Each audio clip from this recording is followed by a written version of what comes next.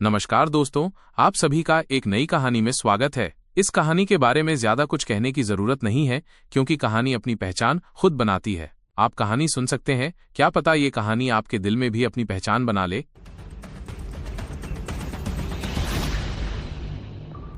सूरज ढलने के ठीक बाद आसमान पूरी तरह से अंधेरा नहीं हुआ था। लियान जनजाति के लगभग 7 बच्चे और कुछ औरतें प्रिया के घर के आसपास खड़ी थीं। ये बच्चे लगभग 8 साल के थे। सबसे बड़ा बच्चा लगभग आदर्श की उम्र का था। उनमें से हर एक ने फटे पुराने कपड़े पहने थे और उनके शरीर गंदे थे। उनके हाथों में गोबर था जिसे वे एक एक करके प्रिया के दरवाजे पर फेंक रहे थे। छप छप। प्रिया के दरवाजे के संपर्क में आते ही गंदा गोबर फट गया जिससे तेज बदबू फैल गई। बच्चे के पीछे एक बूढ़ी औरत लंबे काले वस्त्र पहने चुड़ैल जैसी दिख रही थी। वो ऐसे नाचने लगी मानो उसे मिर्गी का दौरा पड़ गया हो और अजीब अजीब बातें बोल रही थी। सभी देवता मेरे भाई हैं, सभी बोधिसत्व मेरी बहनें हैं, सभी रोग और विपत्तियां मुझसे दूर रहें। राक्षस और भूत जल्दी करो और चले जाओ। मोहक दुष्टात्माएं अपना परिचय दो। आह आह आह वू आह आह आह। वो अपने मुंह से जिसमें कुछ ही दांत बचे थे भूत की तरह चीखती रही मानो वो चरम सुख का अनुभव कर रही हो। जैसे ही बूढ़ी औरत की आवाज अपने चरम पर पहुंची, आसपास के बच्चे और अधिक उत्साहित हो गए और उन्होंने गोबर फेंकना शुरू कर दिया। गाय का गोबर लियान जनजाति के मवेशियों से प्राप्त किया जाता था। खेतों में हमेशा एक बड़ा ढेर लगा रहता था, इसलिए उन्हें बड़ी मात्रा में गोबर मिल जाता था। गांव वाले चाहते थे कि गाय का गोबर बुराइयों को दूर भगाए। आदर्श के 7 छिद्रों से खून बहने की खबर पूरे लियान जनजाति कबीले में फैल गई थी। लियान जनजातीय कबीले में मौतें कोई नई बात नहीं थी, लेकिन इतनी बुरी तरह से मरना लोगों का ध्यान खींचने वाली बात थी। और दोपहर के समय लियान जनजाति के लोगों ने अचानक सूचना जारी कर दी कि आदर्श की मृत्यु एक रहस्यमयी बीमारी से हो गई है। ये एक तरह का प्लेग था। अचानक ही संपूर्ण लियान जनजातीय कबीले में हलचल मच गई। बहुत से लोगों ने ये खबर फैलानी शुरू कर दी और 2 घंटे में ये खबर पूरे कबीले में फैल गई। प्लेग। विशाल जंगल में ये शब्द बेहद भयावह था। प्लेग भयानक थे क्योंकि ये अकाल से भी ज्यादा लोगों की जान लेते थे। आमतौर पर एक महामारी आसानी से एक पूरी जनजाति को खत्म कर सकती है।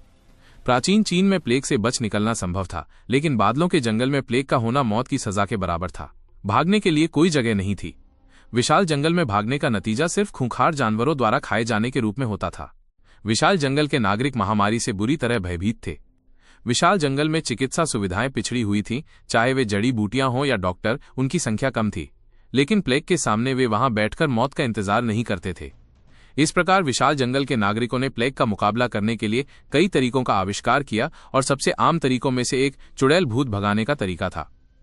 प्लेग को भगाने के लिए एक चुड़ैल देवताओं के नाम पर नृत्य करती थी। इसकी प्रभावशीलता के बारे में यह अज्ञात था। ये बात हास्यास्पद लग सकती है, लेकिन अज्ञानता से भरे विशाल जंगल में इस तरह की घटनाएं आम थीं और इन्हें सत्य माना जाता था। पृथ्वी के प्राचीन काल में दुनिया भर में तरह तरह की चुड़ैलें थीं और वे सभी आश्चर्यजनक रूप से एक जैसी थीं।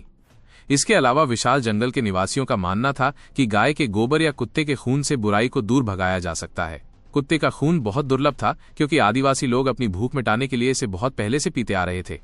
लेकिन गाय का गोबर आम था, इसलिए उन्होंने प्रिया के घर पर गोबर फेंका। उन्होंने प्ली को फैलने से रोकने के लिए इसे दीवारों और दरवाजों पर फेंका। इस वजह से ये स्वघोषित बहादुर बच्चे बड़ी ताकत से वार कर रहे थे। उन्हें लग रहा था कि वे लियान जनजाति के योद्धा हैं जो प्लेग और बुराई से युद्ध लड़ रहे हैं। वो जगह अभी तक ढकी नहीं है, बच्चों में से एक नेता ने इशारा करते हुए कहा और गोबर का एक बड़ा ढेर उड़कर ऊपर आ गया। Splat splat splat. गोबर फट गया। ये दीवार खिड़की के पास थी और प्रिया ने खिड़की पर बस एक कागज का टुकड़ा चिपका दिया था। लियान जनजाति में कागज महंगा था, लेकिन खिड़कियां खुली नहीं छोड़ी जा सकती थीं क्योंकि सर्दियों में बहुत ठंड होती थी। खिड़की को कागज से ढके बिना हवा अंदर नहीं आ सकती है। प्रिया ने पूरा दिन इस मोटे खिड़की के कागज को थोड़ा थोड़ा करके लगाने में बिताया था क्योंकि वो ये सुनिश्चित करना चाहती थी कि वो और उसका भाई गर्म सर्दियों का आनंद ले सके। पर अब पापा। एक चटक आवाज के साथ गाय के गोबर का ढेर खिड़की के कागज को तोड़ता हुआ प्रिया के घर में उड़ गया। जैसे ही गोबर का ढेर फर्श पर गिरा, पूरा स्थान गंदा हो गया। प्रिया बिस्तर के पास बैठी गंभीर दिख रही थी। जब उसके भाई की खबर आई तो वो सबसे पहले सुनने वाली थी, लेकिन उसे यकीन नहीं हुआ कि ये सच है क्योंकि उसका भाई बार बार आई आपदाओं से बिना मरे बच निकला था। इस बार उन्होंने कहा कि उसका भाई मर चुका है और 2 लोगों ने तो यह भी दावा किया कि आदर्श ने अपनी आखिरी सांस 10 मीटर ऊंची चट्टान से छलांग लगाकर ली थी। इतनी ऊंची चट्टान से गिरने पर तो बिल्लियां भी मर सकती हैं। नदी में कूद गया, मर गया। ये शब्द प्रिया के दिमाग में किसी श्राप की तरह घूम रहे थे। पता नहीं उसने कैसे खुद को संभाला, लेकिन वो पूरी तरह से स्तब्ध थी। उसे यकीन ही नहीं हो रहा था कि उसका भाई मर चुका है। वो जानती थी कि पिछले कुछ दिनों में आदर्श में बहुत बदलाव आया है। उसकी क्षमताएं बढ़ गई थीं, वो और भी ताकतवर हो गया था और मार्शल आर्ट का अभ्यास करने के बाद तो वो और भी ज्यादा ताकतवर हो गया था। इतना मजबूत भाई कैसे मर सकता है? प्रिया को इस पर विश्वास नहीं हो रहा था। उसने सारी उम्मीदें आदर्श पर लगा रखी थी, लेकिन प्रिया को आदर्श पर चाहे कितना भी विश्वास क्यों न हो, आदर्श का गायब होना एक सच्चाई थी। विशेष रूप से आदर्श के प्लेग से संक्रमित होने की अफवाहों से प्रिया डर गया। उसे डर था कि आदर्श वास्तव में प्लेग से संक्रमित हो गया है और वो चिंतित था कि वो उसे प्लेग फैला देगा, इसलिए उसने खुद को डुबो दिया। पापा! गोबर का एक और ढेर खाने की मेज पर गिरा। घर में मौजूद 2 कटोरे गोबर से तुरंत गंदे हो गए और फिर कभी इस्तेमाल नहीं किए जा सके। हालांकि प्रिया ने एक नजर भी नहीं डाली। प्रिया के घर पर गोबर से घेराबंदी पूरी दोपहर तक चली। सूरज डूबने के बाद भी ऑपरेशन अभी तक पूरा नहीं हुआ था। इसे कसकर ढक दो। ये लड़की और वो मरा हुआ शैतान बदकिस्मत है। हमें इन्हें अपने कबीले में कभी स्वीकार नहीं करना चाहिए था। टूटी हुई खिड़की के बाहर से एक औरत की कर्कश आवाज आई। वो औरत लंबी थी और उसका चेहरा लंबा था। उसके गाल उठे हुए थे और उसकी आस्तीनें चढ़ी हुई थी। वो एक बदचलन औरत जैसी लग रही थी। गरीब नागरिकों को भी वर्गों में बांटा गया था।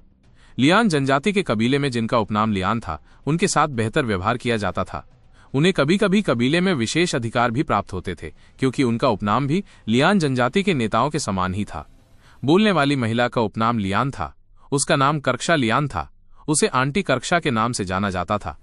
वास्तव में इस बार दीवारों पर गोबर फेंकने के लिए लोगों के एक समूह का नेतृत्व करने वाली उसकी आक्रामक मुद्रा का आदेश विक्रम ने दिया था।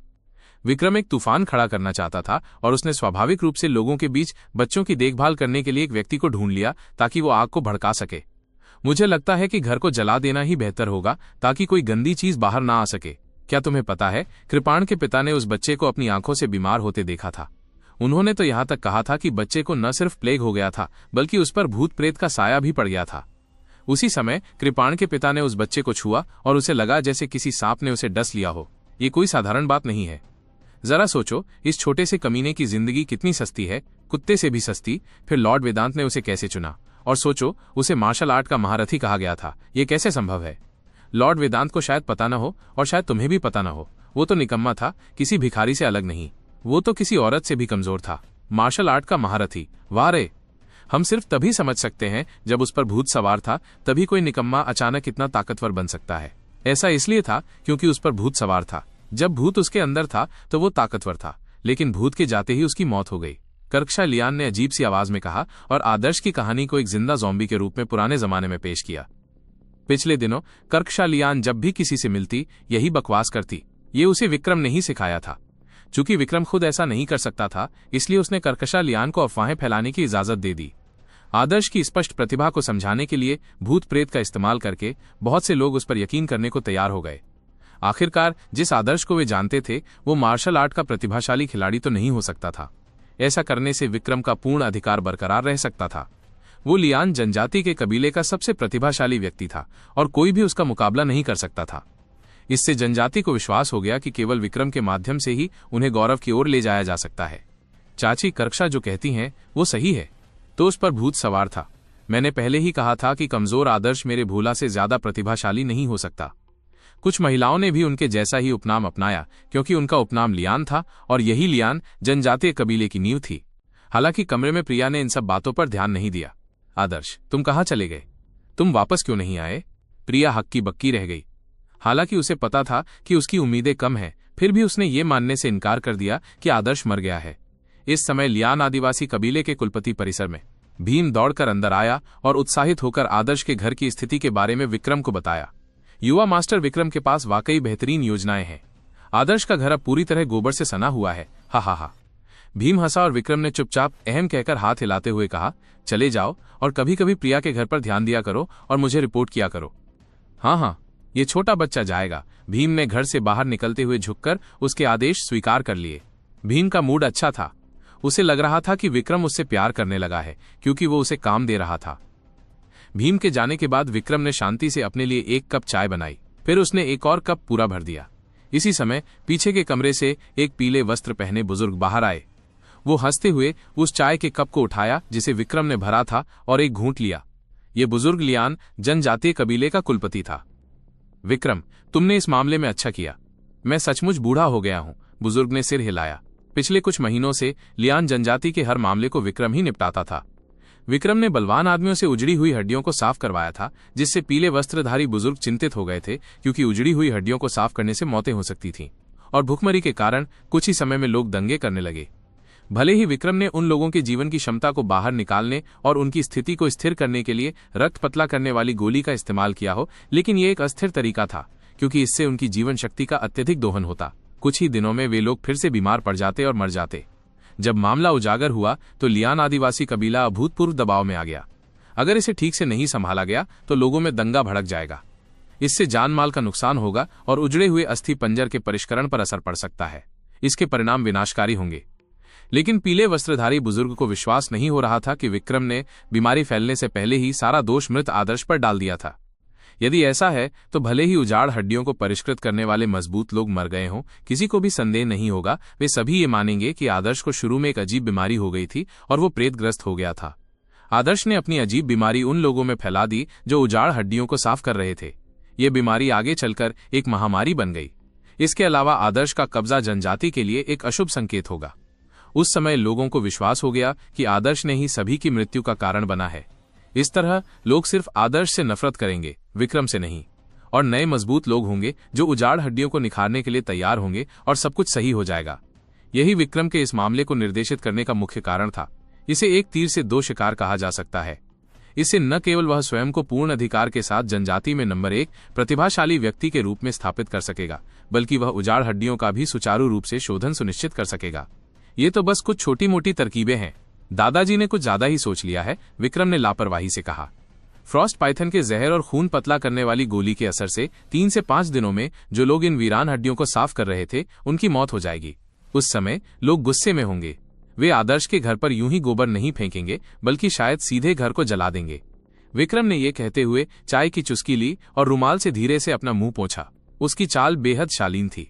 लियान जनजाति के कबीले में वो अकेला ऐसा व्यक्ति था जो हमेशा एक कुलीन व्यक्ति जैसा व्यवहार करता था। उनका जन्म क्लाउड वाइल्डरनेस में हुआ था। हालांकि क्लाउड वाइल्डरनेस के युवा स्वामी ऊंचे दर्जे के थे, लेकिन उनमें से कौन कुलीन शैली का पालन करता था? लेकिन विक्रम अलग था। उसने द्रोण से कुलीनों के तौर तरीके सीखे थे और ये सुनिश्चित करता था कि वो हर समय उन नियमों का पालन करे, क्योंकि वो सोचता था कि एक दिन उसे उच्च वर्ग में से एक होना है और यहाँ तक कि राज्य के उच्च वर्ग में शामिल होना है और राज्य के भोजों में भाग लेना है। वो नहीं चाहता था कि उच्च वर्ग के लोग उसे क्लाउड वाइल्डरनेस का बच्चा कहकर उसका उपहास करें। वो लोगों को ये बताना चाहता था कि यद्यपि वो क्लाउड वाइल्डरनेस में पैदा हुआ था, फिर भी वो सब कुछ उतनी ही अच्छी तरह से कर सकता है। ये बहुत अफसोस की बात है कि मुझे आदर्श की लाश अपनी आंखों से देखने का मौका नहीं मिला, विक्रम ने मन ही मन सोचते हुए कहा। हाँ विक्रम, तुम बहुत ज्यादा चिंता करते हो। क्या तुम्हें लगता है कि बच्चा ऐसी परिस्थितियों में भी जिंदा रह पाएगा? फ्रॉस्ट पाइथन टॉक्सिन का कोई इलाज न होने के अलावा चट्टान से कई दसियों मीटर नीचे गिरने से ही इंसान का शरीर टूट जाता। इसके अलावा ईस्ट रिवर का बहाव बहुत तेज है। नीचे की ओर एक झरना भी है, इसलिए अच्छे से अच्छे तैराक भी या तो गिरकर या डूबकर मर जाएंगे। कुलपति को जरा भी चिंता नहीं हुई। विक्रम ने सिर हिलाया। हाँ, दादाजी सही कह रहे हैं। आदर्श ने अभी अभी मार्शल आर्ट का अभ्यास शुरू किया है और अभी तक वो वीरता के क्षेत्र तक भी नहीं पहुंचा है। उसके बचने की कोई संभावना नहीं है। विक्रम ने अपना चाय का प्याला नीचे रख दिया। आदर्श भले ही मर गया हो, लेकिन उसकी बहन अभी भी आसपास थी। इस आपदा के बाद और उसका घर गोबर से लीपकर जल जाने के बाद उसके पास जाने के लिए कोई जगह नहीं थी। लियान कबीले के सभी लोग उससे नफरत करते थे, सिवाय उसके खुद के। कौन उसे अपने संरक्षण में रखने को तैयार होगा? जब उसने ये सोचा तो विक्रम के होठों पर मुस्कान आ गई।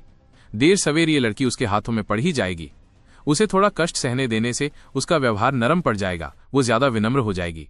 वो जो कहेगा वही होगा। आदर्श, आदर्श, तुमने लॉर्ड वेदांत के सामने मेरा अपमान किया। तुम्हें मारकर अपनी बहन के साथ मौज मस्ती करना ही उचित माना जा सकता है। तुम्हारे मरने के बाद मैं असल में तुम्हारी बहन को बचा रहा हूं। भविष्य में वो मेरी बात मानेगी। तुम पाताल लोक में निश्चिंत रह सकते हो, और जब मैं तेजी से उन्नति करूंगा तो मैं उसे अपनी रखेलों में से एक बनाऊंगा और उसे त्यागूंगा नहीं। आखिरकार अंधेरा हो गया, लेकिन कुछ बहादुर बच्चे अभी भी बेहद समर्पित थे। वे अंधेरे में भी तब तक नहीं रुके जब तक कि गोबर का पूरा ढेर नहीं फेंक दिया गया।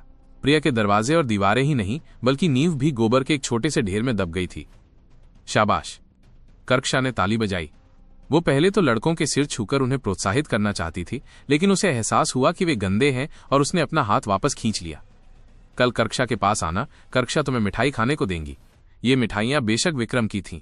लियान जनजाति में मिठाइयां एक दुर्लभ चीज थीं। जब बच्चों ने सुना कि मिठाई मिलेगी तो उनकी आंखें चमक उठीं। ठीक है, हम कल भी गोबर फेंकते रहेंगे, क्या तब भी मिठाई होगी? हाँ जरूर होगा, कर्कशा हंसी। न सिर्फ मिठाइयां होंगी बल्कि गोबर फेंककर तुमने बुराई को भगा दिया है और सबको बचा लिया है। हाँ, हमने सबको बचा लिया, एक बड़े बच्चे ने गर्व से कहा। हम हीरो हैं, एक और बच्चे ने कहा।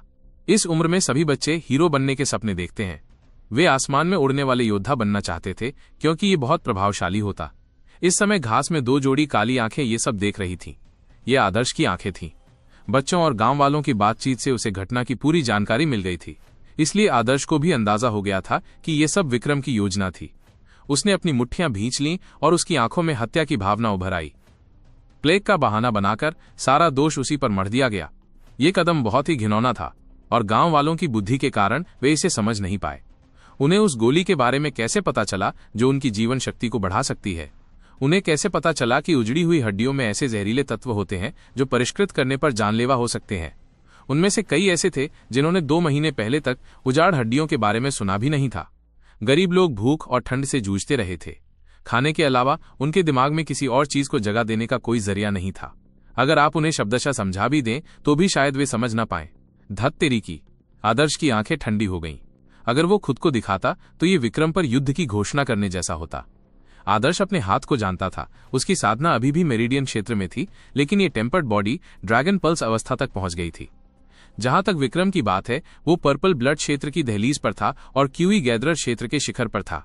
अगर आदर्श न होता तो विक्रम का पर्पल ब्लड क्षेत्र में प्रवेश निश्चित रूप से तय हो जाता। आदर्श को मेरिडियन क्षेत्र में टेम्पर्ड बॉडी के साथ विक्रम के विरुद्ध लड़ने का आत्मविश्वास नहीं था, जो बैंगनी रक्त क्षेत्र की सीमा पर था। लियान जनजातीय कबीले में विक्रम के अलावा कुलपति और प्रशिक्षक द्रोण भी थे। वे तीनों मॉर्टल ब्लड के 5वें स्तर पर थे। क्यूई गैदरर वो तीनों के खिलाफ लड़ेगा। आदर्श को कुलपति की चिंता नहीं थी, लेकिन द्रोण के लिए आदर्श को द्रोण की असली ताकत का अंदाजा नहीं था। वो पहले बैंगनी रक्त क्षेत्र में पहुंच चुका था, लेकिन वहां से गिर गया था।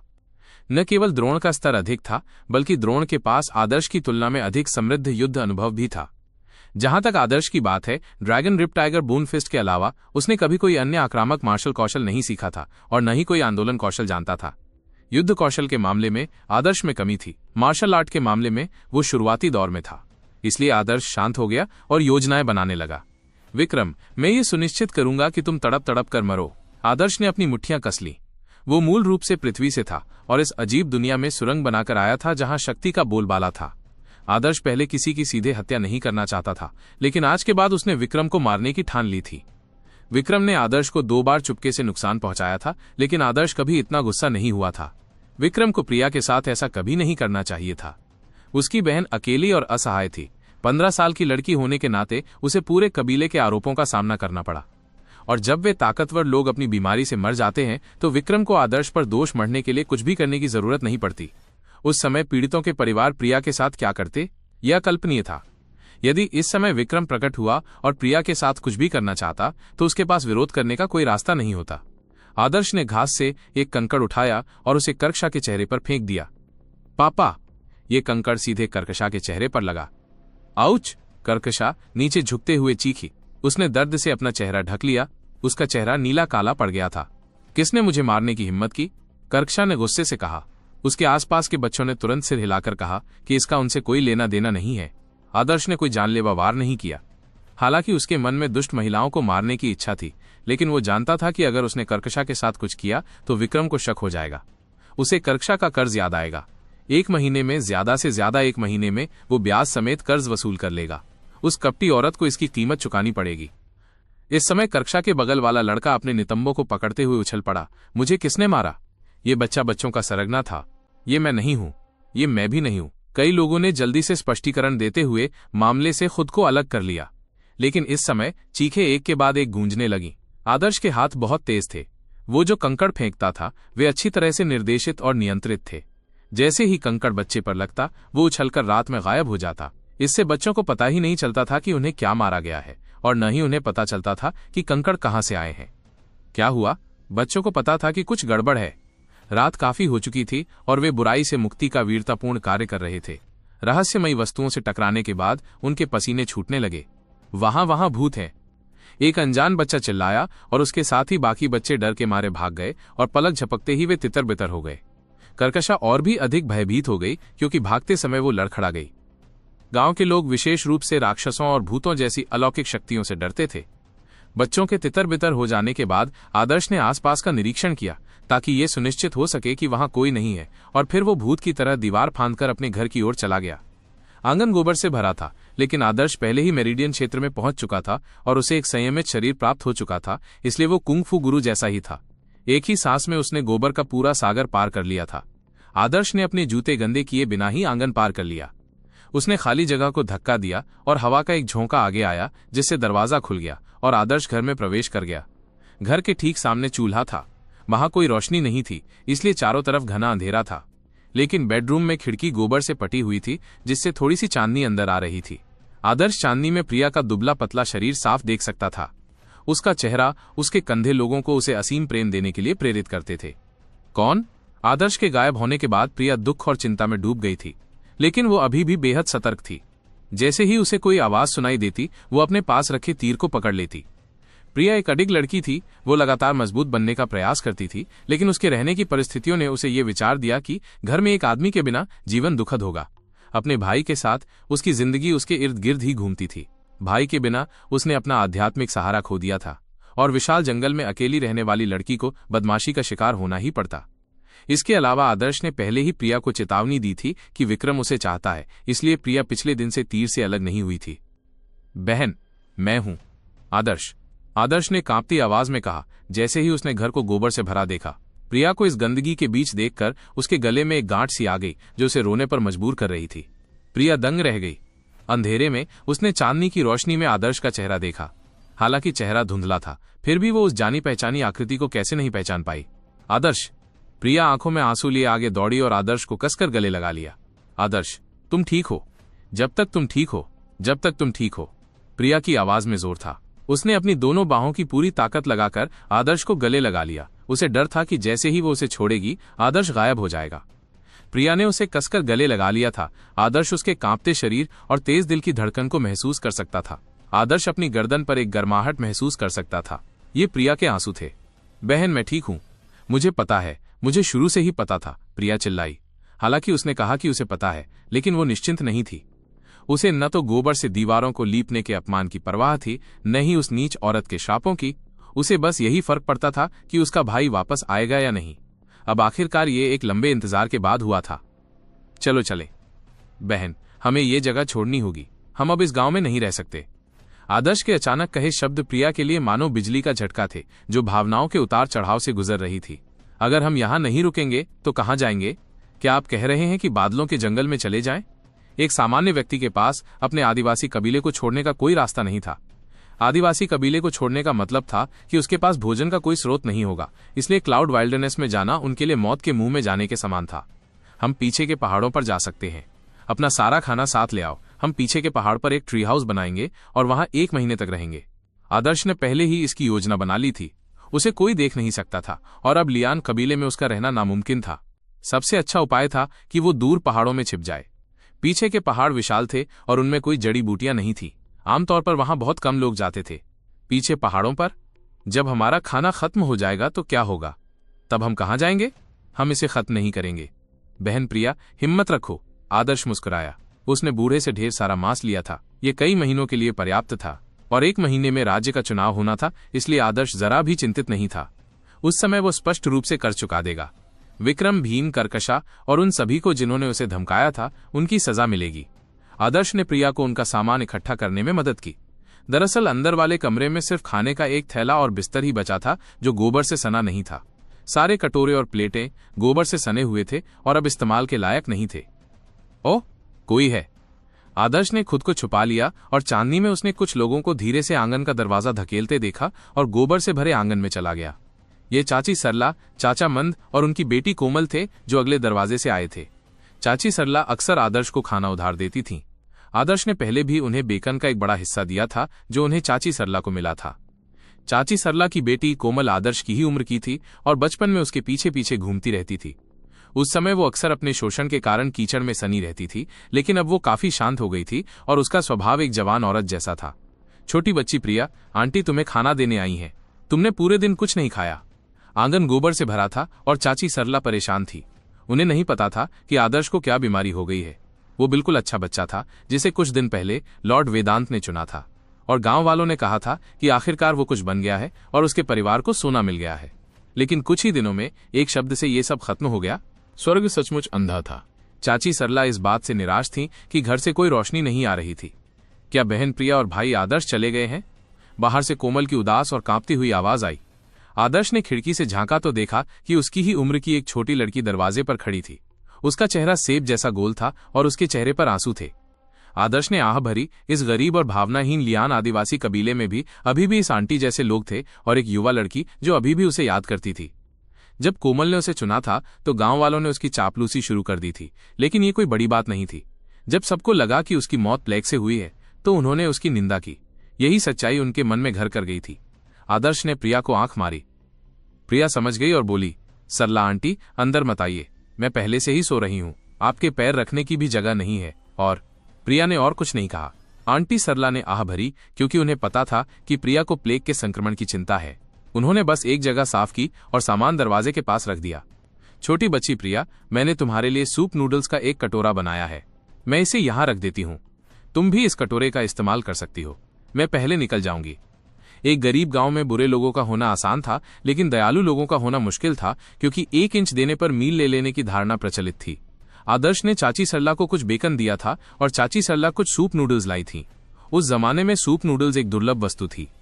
चाची सरला जानती थीं कि प्रिया को दोपहर से खाना नहीं मिला है, घर में गोबर भरा पड़ा है, तो वो खाना कैसे बना सकती हैं। चाची सरला ने सूप नूडल्स नीचे रख दिए और कहा, चलो चलें। चाची सरला ने कोमल को खींच लिया और चाचा मंद के साथ मिलकर यार्ड का दरवाजा बंद कर दिया और यार्ड छोड़ दिया। चाचा मंद एक सुस्त आदमी थे, एक शब्द भी नहीं बोलते थे। उनमें थोड़ी ताकत थी जिससे उनका परिवार गुजारा कर रहा था। चाचा मंद के जाने के बाद आदर्श आंगन में आया और गर्मागर्म सूप नूडल्स का कटोरा अंदर ले आया। ये सूप नूडल्स धरती के नूडल्स से अलग थे, ये हाथ से बने थे।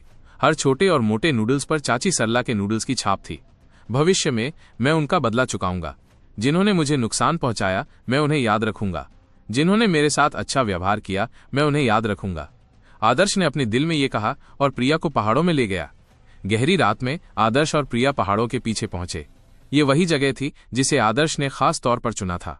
ये अच्छी तरह से छिपा हुआ था और पानी के स्रोत के पास था। वहां एक बड़ा पेड़ भी था जो ट्री हाउस बनाने के लिए उपयुक्त था। सर्दी गहरा चुकी थी और पहाड़ों की ठंड और भी बढ़ गई थी। चट्टानों पर सफेद बर्फ के कण जम रहे थे। हर सांस के साथ एक सफेद धुंध सी उठ रही थी। प्रिया का चेहरा ठंड से लाल हो गया था। उसने अपना शरीर सिकोड़ लिया और अपने हाथों को रगड़ती रही, जिससे उसकी त्वचा पर रोंगटे खड़े हो गए। एक हट्टा कट्टा आदमी और 15 साल की लड़की तो क्या, घने पहाड़ों में एक सर्दी की रात भी नहीं जी पाएगा। सोने के दूसरे दिन उन्हें ठंड लगना तय था। उनके पास केवल एक बिस्तर था जो घर पर पर्याप्त नहीं था। अब ठंडे पहाड़ों में तो स्थिति और भी खराब थी। आदर्श, बहुत ठंड है, हम कुछ दिन से ज्यादा नहीं टिक पाएंगे। प्रिया उलझन में थी। उन्होंने अपना घर अचानक छोड़ दिया था। हालांकि घर जर्जर हालत में था, फिर भी वो ठंड से बचा सकता था। पहाड़ों में वे कैसे जिंदा रहते? भविष्य अंधकारमय लग रहा था। वे कैसे जीवित रह सकते थे? आदर्श हंसा। बहन प्रिया, चिंता मत करो। आदर्श एक विशाल चट्टान के पीछे गया और जलाऊ लकड़ी का ढेर निकाला। जब वो बूढ़े दुर्जय से अलग हुआ तब भी आसमान में उजाला था। वो गांव वापस नहीं जा सकता था, इसलिए उसने एक अस्थायी पैर रखने की जगह तैयार कर ली थी। उस समय जलाऊ लकड़ी भी तैयार थी। आदर्श, तुम? प्रिया हैरान रह गई। इसी समय आदर्श ने आग जलाने वाली चिमनियां जला दी, जिससे लकड़ियां जल उठीं। एक पल में एक लौ जलने लगी और गर्म हवा ऊपर उठने लगी। आसपास की चट्टानों पर जमी बर्फ पिघलने लगी और प्रिया को कुछ गर्माहट महसूस हुई। ऐसे निराशाजनक समय में थोड़ी सी गर्मजोशी ने प्रिया को आशा दी। बहन देखो, ये क्या है? आदर्श हंसा और उसने पत्थर के पीछे से एक बड़ा बैग निकाला और उसे खोला। प्रिया ने उत्सुकता से देखा और जब उसने बैग में रखी चीजें देखी तो दंग रह गई। थैले में खाना था, मांस था, सब्जियां थीं और यहां तक कि जंगली फल भी थे। मांस का हिस्सा बहुत ज्यादा था। ये सभी कटे हुए थे और इनके बाल भी उतारे गए थे। ये सब ताजा मांस थे और इन्हें एक साथ रखने पर इनका वजन 200 पाउंड से भी ज्यादा होता था। आदर्श, तुम्हें ये कहां से मिला? प्रिया ने अविश्वास से आदर्श की ओर देखा। मांस में वसा की मात्रा अधिक होती थी और ये उच्च कैलोरी वाला भोजन था। खराब वातावरण में मांस जीवन रक्षक था। बहन प्रिया, मत पूछो। मैं तुमसे वादा करता हूं कि भविष्य में मैं तुम्हारे लिए एक आरामदायक जीवन सुनिश्चित करूंगा। हमारे कठिन दिन खत्म हो गए हैं। जिसने भी हमें तंग किया है हम उसे 100 गुना जवाब देंगे। आदर्श की आवाज में हत्या के इरादे का आभास था। 2 महीने के प्रशिक्षण के बाद अपनी ताकत की तरह आदर्श धीरे धीरे और भी निर्दयी और दृढ़ होता गया। इस दुनिया में ताकतवर कमजोरों पर हमला करते थे, कोई कानून का राज नहीं था। धरती के मूल्यों का इस्तेमाल करके दूसरों से व्यवहार करना मौत को दावत देने के समान था। अब यदि बैंगनी क्रिस्टल की मदद न होती तो उसे बहुत पहले ही दीवार के पास जाना पड़ता। बहन प्रिया, अच्छा देखो, आज मैं बहन प्रिया को सबसे स्वादिष्ट खाना खिलाऊंगा। सबसे स्वादिष्ट खाना? प्रिया ने आदर्श को हैरानी से देखा।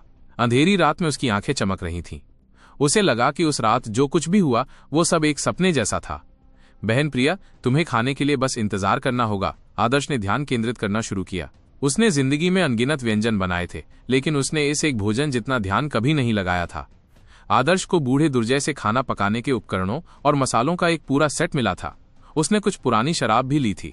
ये उसके पाक कौशल को पूरी तरह से प्रदर्शित करने के लिए पर्याप्त था। बर्तन में प्रसंस्कृत सामग्री के साथ पानी डाला गया, साथ ही मांस, मसाला, स्वाद, सूप स्टॉक, तेल। आदर्श अपने हर कदम पर सावधानी बरत रहा था और वो एक साथ कई व्यंजन बनाता था। जैसे ही एक व्यंजन पकता, वो दूसरा व्यंजन तैयार कर लेता। कटिंग बोर्ड एक साफ किया हुआ पेड़ का ठूंठ था। चाकू भी बूढ़े दुर्जय का ही था। टेम्पर्ड बॉडी प्राप्त करने के बाद आदर्श की ताकत बढ़ गई। उसकी चाकू की कारीगरी लाजवाब थी। सामग्री ड्रैगनफ्लाई के पंखों जितनी पतली कटी हुई थी और उसकी गति बेजोड़ थी। बगल में आग की रोशनी का उपयोग करते हुए प्रिया आदर्श के चाकू के काम को देखकर दंग रह गई। उसका भाई इतना शक्तिशाली कब बन गया? प्रिया को अच्छा खाना खिलाने के लिए आदर्श ने कुछ व्यंजन बनाए थे जिन्हें बनाने में जटिल चरण लगे थे। धरती पर भी इन व्यंजनों को आदर्श की देखभाल और ध्यान की जरूरत थी, क्योंकि इसमें कई चरण लगते थे और वो कोई पेशेवर रसोइया नहीं था। एक दो गलतियों से व्यंजन अपनी पूर्णता खो देता। लेकिन अब जब आदर्श मेरिडियन क्षेत्र में पहुंच गया था तो उसके मस्तिष्क की नाड़ियां साफ हो गई थीं और ऊर्जा उसके मस्तिष्क में प्रवेश कर गई थी, जिससे उसकी सोच तेज हो गई थी। इसलिए वो एक साथ 3 व्यंजन बना पा रहा था, बिना हर व्यंजन के लिए जरूरी चरणों में एक भी पल गंवाए। एक व्यंजन तैयार होने के बाद उसे परोस दिया जाता था और दूसरा व्यंजन तैयार किया जाता था। ये सब समय की पाबंदी के साथ होता था और प्रिया पूरी तरह से जम चुकी थी। उसकी नाक में घुसती खुशबू ने उसकी भूख बढ़ा दी थी। प्रिया ने शायद ही कभी बेकन के कुछ टुकड़े देखे हों, तो उसे ऐसे उच्च श्रेणी के व्यंजन देखने का मौका कब मिल सकता था। आदर्श के सभी व्यंजन बेहतरीन उजले मांस से बने होते थे। बूढ़े दुर्जय के कद और पेटूपन के कारण वो उजले मांस से कम कुछ भी नहीं रखते थे और उजले मांस में भी केवल सबसे उत्तम मांस ही रखा जाता था। इसके अलावा बूढ़े दुर्जय ने जो भी मसाले छोड़े थे वे सभी महंगे थे। इसलिए आदर्श अपने हुनर का पूरा प्रदर्शन कर पाया और एक के बाद एक व्यंजन तैयार करता रहा। प्रिया ने पेड़ के तने पर सजे स्वादिष्ट व्यंजनों को देखा। उसे लगा जैसे वो किसी सपने में है। क्या ये सब वास्तविक था? अभी कुछ देर पहले तो वो खाने और अपने भविष्य को लेकर चिंतित थी, लेकिन अब उसके सामने स्वादिष्ट व्यंजनों की एक मेज थी। क्या ये सब उसके भाई ने बनाया था? क्या वो सचमुच सारा खाना खा सकती थी? बहन प्रिया, जल्दी से खा लो, हवा ठंडी है, खाना जल्दी ठंडा हो जाएगा। आदर्श ने उबले हुए मांस का एक कटोरा लिया जो बिल्कुल साफ था और कहा, इसे स्टीम्ड पोर्क बेली कहा जाता है। बहन प्रिया, इसे चख कर देखो। पृथ्वी पर सामान्य पोर्क बेली को स्टीम्ड पोर्क बेली में बनाने पर इसका स्वाद बहुत अच्छा लगता है, लेकिन स्टीम्ड पोर्क बेली के लिए उजाड़ मांस का उपयोग करने से ये और भी बेहतर हो जाता है। आदर्श ने उबले हुए सूअर के पेट का एक टुकड़ा उठाया और उसे प्रिया के होठों से लगा दिया। हमेशा से वो आदर्श को खाना खिलाती रही थी, लेकिन आज भूमिकाएं उलट थीं। प्रिया को इसकी आदत नहीं थी और जैसे ही उसने एक छोटा सा निवाला लेने के लिए मुंह खोला, उसका चेहरा लाल हो गया। जैसे ही मांस उसके मुंह में गया, वो एक सुगंधित और स्वादिष्ट स्वाद में घुल गया। ये चिकना नहीं था और चावल के हल्के स्वाद के साथ ये बेहद यादगार था। प्रिया को विश्वास नहीं हो रहा था कि इस दुनिया में इतना स्वादिष्ट कुछ भी है। जो लोग लंबे समय से भूखे हैं, उन्हें सूप नूडल्स का एक कटोरा स्वादिष्ट लगेगा, और तो और ये व्यंजन उत्कृष्ट मांस के साथ पृथ्वी पर सबसे अच्छे व्यंजनों को भी टक्कर दे सकता है। प्रिया को लगा जैसे उसकी जीभ अब हिल ही नहीं सकती। ये बहुत ही स्वादिष्ट था। इसका स्वाद ऐसा था जैसा उसने पहले कभी नहीं चखा था, न ही उसने कभी इसके बारे में सोचा था। प्रिया जब छोटी थी तब एक अमीर परिवार से थी, लेकिन तब भी वो जवान ही थी। उन्हें सिर्फ स्नैक्स का शौक था और उन्होंने खाने की कद्र करना नहीं सीखा था। सिर्फ मिठाइयों में रुचि होने और कभी भूख न लगने के कारण उन्हें कभी पता ही नहीं चला कि मछली और मांस इतना स्वादिष्ट होता है। होंगशाओ, नमक में पका चिकन, उबली हुई सब्जियां, वीरान हड्डी वाली सब्जी का सूप। आदर्श ने एक एक करके अपने व्यंजन पेश किए। बूढ़े दुर्जय ने कुछ सब्जियां छोड़ दी थी, इसलिए उन्होंने उन्हें थोड़े से मांस के साथ भून लिया था। चीन के पारंपरिक व्यंजनों में अनोखी दुनिया की सामग्री का इस्तेमाल होने से उनका स्वाद और भी बढ़ गया। खाने को लेकर बहुत नखरेबाज होने के बावजूद पेटू आदर्श को ये एकदम सही लगा। प्रिया ने उसे इतनी तेजी से खाया कि उसकी जीभ लगभग निगल गई। ऐसा खाना खाना एक सपने जैसा था, और जब ये व्यंजन पेट में जाते तो उन्हें एक तेज गर्माहट का एहसास होता। ये गर्माहट उनके पूरे शरीर में फैल जाती और उन्हें बेहद आराम मिलता। ये उनके शरीर को सुधारने वाला उजाड़ मांस था। विशाल जंगल में रहने वाले गरीब लोग शायद ही कभी उजड़ा हुआ मांस खा पाते थे। अगर वे इसे रोजाना खा पाते तो उनका शरीर मजबूत होता और बीमारियां नहीं पड़ती। यहां तक कि बूढ़े आदमी दुर्जय द्वारा छोड़ी गई सब्जियां भी शरीर के लिए अच्छी थीं और सामान्य लोगों को उन्हें खाने का मौका कभी नहीं मिलता। भाई बहनों ने खूब खाया और 15 मिनट में उन्होंने पेड़ के तने पर पड़े व्यंजनों को तूफान की तरह उड़ा दिया। ये यकीन करना मुश्किल था कि प्रिया कुछ देर पहले तक हताश, भूखी, ठंडी और निराशा से भरी हुई थी, लेकिन कुछ ही देर में वो खाने से तृप्त हो गई और खाने में मौजूद ऊर्जा से उसे गर्माहट का एहसास हुआ। भूख का अनुभव करने के बाद ही कोई जान सकता है कि स्वादिष्ट भोजन कितनी आनंददायक वस्तु है। इस समय आदर्श ने पहले ही पेड़ पर घर का निर्माण शुरू कर दिया था। अपने संयमित शरीर के कारण आदर्श में बहुत ताकत थी, इसलिए उसके लिए पेड़ पर घर बनाना सरल था। आदर्श पिछले कुछ दिनों में क्या हुआ था? प्रिया ने आदर्श को व्यस्त देखा और उसे लगा जैसे वो अभी भी स्वप्निल भ्रम में है। पिछले 1 घंटे की घटनाएं बहुत ही आश्चर्यजनक थीं। ओह, मैं एक बेईमान आदमी से मिली जिसका उपनाम दुर्जय था। उसने देखा कि मेरा शरीर आश्चर्यजनक रूप से अच्छा है और मुझे कुछ सुझाव दिए। उसने मुझे कुछ अच्छी चीजें भी दी। लगभग इतनी ही। बहन प्रिया, चिंता मत करो, मैं पहले से अलग हूं। भविष्य में तुम्हारा जीवन और भी बेहतर होता जाएगा। पेड़ पर घर बनकर तैयार हो गया, लेकिन पहाड़ों में ठंड और नमी थी, इसलिए पेड़ पर घर में सोना बहुत ठंडा होगा। यद्यपि पास में आग जल रही थी और वो गर्म थी, फिर भी उस पर लगातार ध्यान देने की आवश्यकता थी, क्योंकि वो रात भर नहीं जल सकती थी, इसलिए वे अभी भी ठंडे रहेंगे। प्रिया को बीच बीच में अपने कान रगड़ते देख आदर्श मुस्कुराया और पेड़ के घर से नीचे उतर आया। थोड़ी देर बाद उसने चीलिन का सिर उठाया। चीलिन में अग्नि तत्व की प्रचुर ऊर्जा थी। पेड़ के घर में सिर रखना एक छोटे से चूल्हे के समान था। कुछ ही देर में पेड़ का घर गर्म हो गया। आदर्श इस रात बहुत सारे आश्चर्य लेकर आया था, इसलिए प्रिया ने पूछने का फैसला नहीं किया। हालांकि उसे पेड़ पर बने घर के लकड़ी के तख्तों पर लेटना पड़ा, लेकिन आज से पहले उसने कभी भी इतना सुरक्षित महसूस नहीं किया था। खाना खाकर, प्यास बुझाकर, एक गर्म घर पाकर और आदर्श के साथ दुनिया में इससे ज्यादा आनंददायक और क्या हो सकता था? आदर्श, मुझे बहुत डर लग रहा है कि ये सब एक सपना है। प्रिया को लगा कि सब कुछ झूठा है। उसे सोने में डर लग रहा था। डर था कि अगर उसने आंखें बंद करके खोली तो वो खुद को उस ठंडे खाली घर में पा लेगी जहां सिर्फ गंदे गोबर से भरा कुछ नहीं होगा और आदर्श की बीमारी से मौत की बुरी खबर। ये कोई सपना नहीं है। बहन, बस सो जाओ, मैं तुम्हारी रक्षा करूंगा। आदर्श उसके बगल में एक लकड़ी के बिस्तर पर बैठ गया और प्रिया का हाथ पकड़ लिया। आदर्श की हथेली की गर्मी महसूस करने के बाद प्रिया को मानसिक शांति मिली। इस गर्म स्पर्श ने उसकी थकान को पूरी तरह से खत्म कर दिया। हालांकि वो सोने को तैयार नहीं थी, फिर भी धीरे धीरे वो बेहोश हो गई और सो गई। इस दिन उसे सबसे पहले आदर्श की मौत और फिर गांव वालों द्वारा घेर लिए जाने की खबर मिली थी। वो बुरी तरह डरी हुई थी और उसकी भावनाओं में बड़े उतार चढ़ाव थे, इसलिए वो पूरी तरह से थक चुकी थी। प्रिया स्वप्न लोक में प्रवेश कर गई और उसके मुंह के कोनों पर एक आनंदमय मुस्कान उभर आई। यह सुनिश्चित करने के बाद कि प्रिया सो गई है, आदर्श ने चुपचाप अपना हाथ खींच लिया। प्रिया के सोते समय भी आदर्श ने आराम नहीं किया। उसने अपने शरीर में मौजूद बैंगनी क्रिस्टल मूल का उपयोग चीलिन जानवर के सिर से ऊर्जा अवशोषित करने के लिए किया।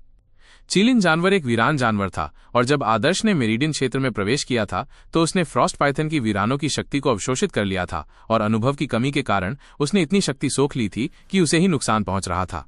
उसने अपने मेरिडियन लगभग तोड़ दिए थे। इस बार आदर्श ने सीख लिया था। उसने अपने शरीर में ऊर्जा के प्रवेश को ध्यान से नियंत्रित किया और गति से। वो जानता था कि चीलिन जानवर का सिर 1 महीने तक चल सकता है। 1 महीने में वो योद्धा चयन परीक्षा पास कर लेगा और नए संसाधन प्राप्त कर लेगा।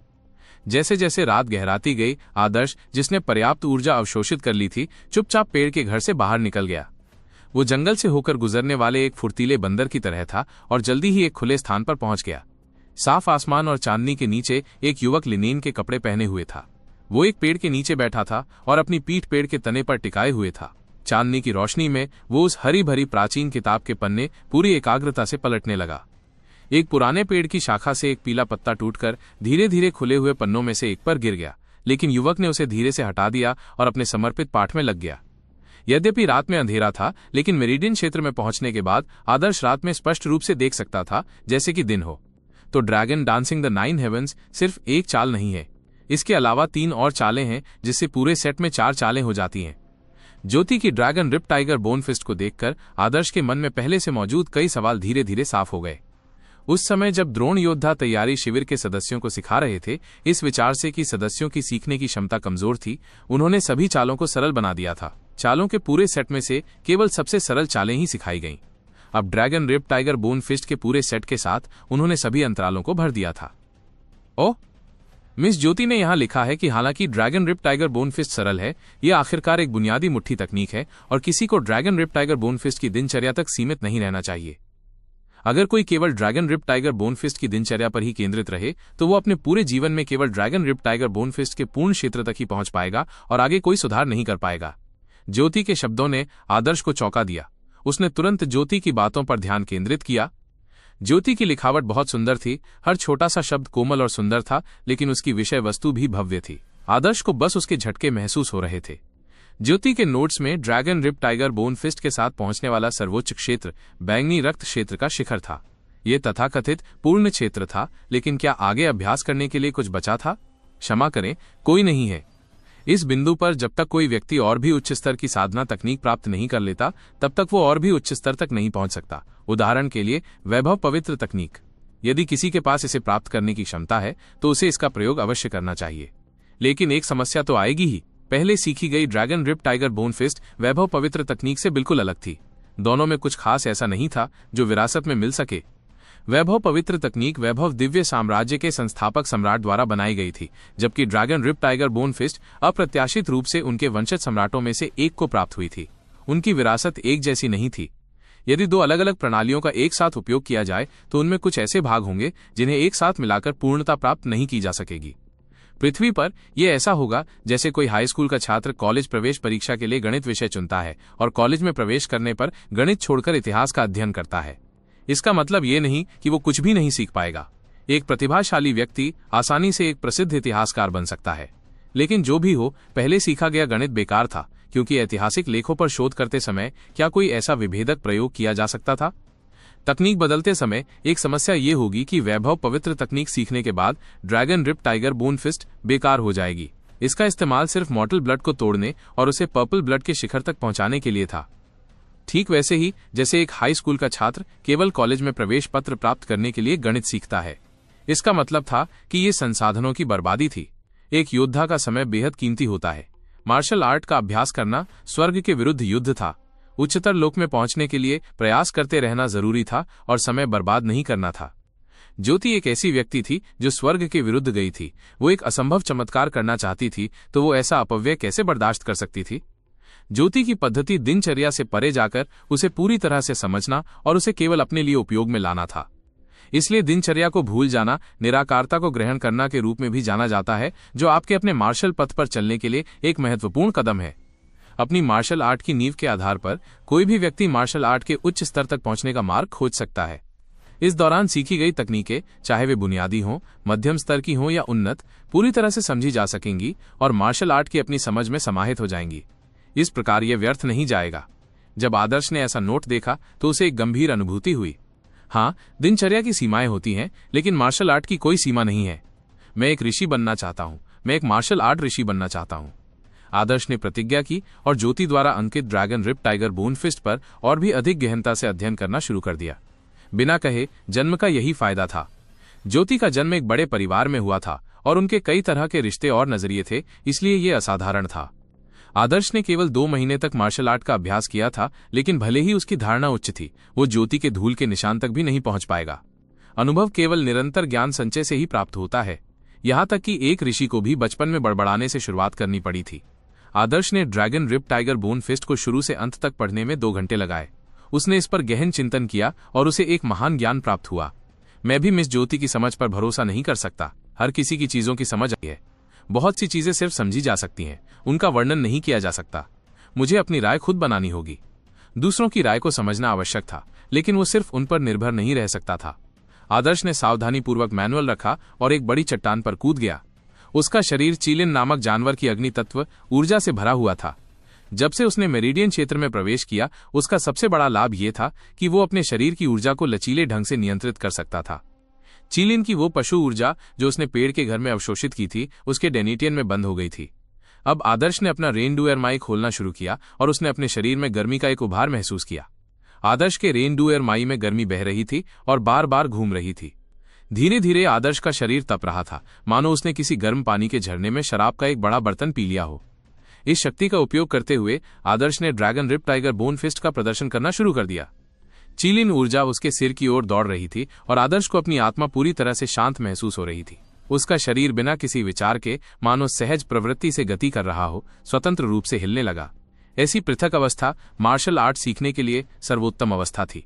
ये कहना जरूरी था कि हालांकि आदर्श का शरीर अच्छा नहीं था, फिर भी उसकी सूझबूझ और बुद्धिमत्ता अपनी उम्र के बच्चों से कहीं ज्यादा थी। बड़ी बड़ी जनजातियों के कुलीन वर्ग भी इस आदर्श के सामने फीके पड़ जाते, जिसने 2 जिंदगियां जी थीं। चौथे नश्वर रक्त क्षेत्र से 5वें नश्वर रक्त क्षेत्र तक खजाने खाने के अलावा एक और महत्वपूर्ण कदम युआन क्यूई को अपने शरीर में इकट्ठा करना था, और ये वास्तव में सबसे कठिन कदम था। विशाल जंगल में योद्धा उड़ सकते थे, सैकड़ों कड़ाहियां उठा सकते थे, पहाड़ों को समतल कर सकते थे। ये ऊर्जा, ये कहां से आई? क्या दलिए, सब्जियां और चाय खाने से वो ऊर्जा मिलेगी? ये स्पष्ट रूप से असंभव है। पृथ्वी से प्राप्त ज्ञान का उपयोग करके ऊर्जा का संरक्षण किया गया। घोड़े को दौड़ाने के लिए उसे घास खिलानी पड़ती थी। योद्धाओं के लिए भी यही बात थी। किसी योद्धा को पहाड़ हिलाने के लिए उसे पहाड़ हिलाने लायक ऊर्जा देनी पड़ती थी। इसलिए जब योद्धा अपने शरीर को प्रशिक्षित करते थे, चाहे वो कोई खजाना हो, जानवरों का मांस हो या उजाड़ हड्डियां हो, तो उसे लगातार उपभोग करना पड़ता था, क्योंकि योद्धाओं की ऊर्जा खपत भोजन पर निर्भर थी। लेकिन क्यूई संग्राहक क्षेत्र में पहुंचने पर योद्धा ऊर्जा प्राप्त करने के लिए केवल खाए गए भोजन पर ही निर्भर नहीं रहते थे, बल्कि वे अपने शरीर की पूर्ति के लिए आसपास के वातावरण से भी ऊर्जा अवशोषित कर सकते थे। जब योद्धा और भी ऊंची साधना प्राप्त कर लेते थे तो वे पहाड़ों को गिरा सकते थे और समुद्रों को उलट सकते थे। उस समय ऊर्जा का मुख्य स्रोत भोजन नहीं, बल्कि स्वर्ग और पृथ्वी युआन क्यूई की ऊर्जा थी। Dragon rip tiger bone fist के 2 राउंड के बाद आदर्श को लगा कि उसका शरीर गर्म हो रहा है। उसका शरीर पसीने से भीग गया था। Dragon rip tiger bone fist को पूरी तरह से ठीक से करना बेहद मुश्किल काम था। आदर्श द्वारा अवशोषित ऊर्जा 2 चक्रों में समाप्त हो गई। ये ऊर्जा फिर आदर्श के शरीर में बस गई और उसके शरीर को पोषण देने लगी।